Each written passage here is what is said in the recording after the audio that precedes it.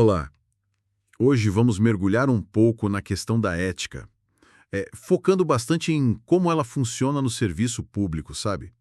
Usando como base o material que recebemos. Oi, pois é, um tema super importante. E acho que um bom começo é justamente desfazer aquela confusão básica, né? Ética e moral são a mesma coisa? Exato. O material ajuda nisso. Ética, do grego ethos, seria mais o estudo, a filosofia por trás das regras, o porquê das coisas. Isso, perfeito. A ética é a ciência, digamos assim, que pensa sobre a moral. E a moral, que vem do latim mos, são as regras mesmo, os costumes que uma sociedade adota. É o que se faz, né? A moral é o objeto de estudo da ética. Faz todo sentido. Então, a ética não é algo parado no tempo. Ela evolui junto com a sociedade, com os valores. Momentos em que a reflexão ética sobre o que é justo, o que é certo, acaba empurrando a mudança nas leis, né? E essa reflexão ética, então, é o que se espera do servidor público no dia a dia.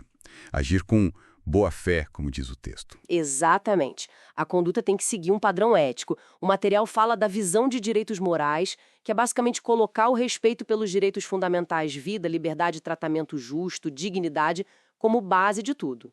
Entendi. Mas como é que essa base, assim, mais filosófica, vira a regra prática? O material fala bastante do regime disciplinar, da Lei 8.112. Pois é, aí a gente entra na parte mais concreta. A lei tenta traduzir essa expectativa ética em normas. Ela define deveres claros para o servidor, exercer o cargo com zelo, lealdade, guardar sigilo e também o que não pode fazer, né? As proibições. Isso. Tipo, usar o cargo para benefício próprio, receber vantagens, praticar nepotismo, que é aquele favorecimento de parentes. São limites para garantir um comportamento mínimo esperado. Tá. E se o servidor pisa na bola? Se não cumpre esses deveres ou faz o que é proibido? Quais são as consequências? Bom, aí ele pode ser responsabilizado em diferentes frentes, né? Tem a responsabilidade civil, se ele causar prejuízo financeiro para o governo ou para alguém. Ah, o dano erário, que se fala. Exato. Tem a responsabilidade penal, se a conduta for crime ou contravenção, e tem a administrativa, que é a que a própria Lei 8.112 trata, para as infrações funcionais. E essas esferas, elas correm separadas.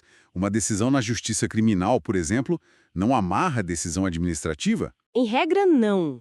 São independentes. O servidor pode ser absolvido no crime e, mesmo assim, levar uma punição administrativa. Mas tem uma exceção importante que o material destaca. Com. Se a absolvição criminal for por negativa de autoria, tipo provado que não foi ele quem fez, ou negativa do fato, provado que aquilo nem aconteceu, aí sim, essa decisão tranca a administrativa também. Ah, entendi. Mas se for absolvição por falta de provas no crime, a administração ainda pode punir. Pode sim. A falta de provas lá não impede analisar a conduta pelas regras administrativas. Existe até súmula do STF sobre isso, falando em punição por falta residual. Claro. E quais são essas punições administrativas? O que pode acontecer? A lei tem uma escala. Começa com a advertência, que é por escrito para faltas mais leves. Depois tem a suspensão, que pode ser de até 90 dias, para casos de reincidência ou faltas um pouco mais graves. E a mais pesada? A demissão. Ah. Essa vem para casos graves mesmo. Crime contra a administração, abandonar o cargo, improbidade administrativa, que é a desonestidade, insubordinação grave, corrupção. A lista é grande no artigo 132. E tem também cassação de aposentadoria e destituição de cargo em comissão. Nossa, uma variedade grande de consequências. Mostra a seriedade, né? E tem prazo para aplicar isso tudo? A administração pode investigar para sempre? A tal da prescrição? Não, não pode. Existe prazo sim. A lei define 180 dias para advertência, 2 anos para suspensão e 5 anos para demissão e as outras penalidades mais graves como cassação. 5 anos para demissão, certo? Isso. Mais um detalhe. Se a falta administrativa também for crime, aí vale o prazo de prescrição da lei penal, que geralmente é maior. E quando começa a contar esse prazo? Do dia que aconteceu. Não. começa a contar da data em que a autoridade que pode abrir o processo disciplinar fica sabendo do fato, e a abertura da sindicância ou do PAD, o processo administrativo disciplinar, interrompe a contagem. Aí o prazo volta a correr por inteiro depois de um tempo. Parece um sistema bem pensado para dar consequência prática à ética. Mas olha, o material toca num ponto interessante no final sobre a modernidade líquida do Bauman.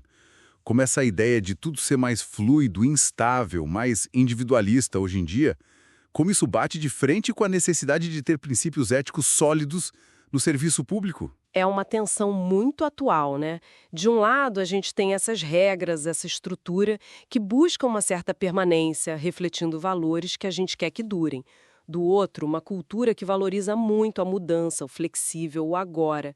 E isso pode, sim, enfraquecer um pouco a adesão a princípios ou o senso de dever a longo prazo. Quer dizer, fica mais difícil manter a bússola ética. Pode ficar. Exige uma reflexão constante, sabe? Não dá para só seguir a regra escrita. Tem que pensar no valor por trás dela, no contexto. É um desafio a mais nesse mundo líquido. Então, para a gente fechar, vimos a diferença-chave entre ética, a reflexão, o porquê, e moral, as regras, o quê.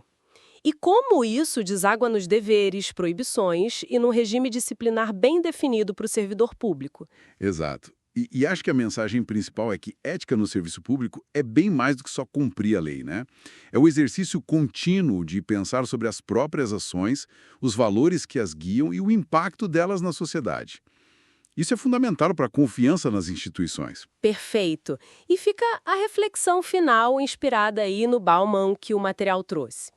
Como é que o servidor público, nesse cenário líquido, equilibra a necessidade de seguir as normas com a capacidade de ter discernimento ético para lidar com situações novas, fluidas, que talvez a regra escrita não previu totalmente? Fica aí para a gente pensar.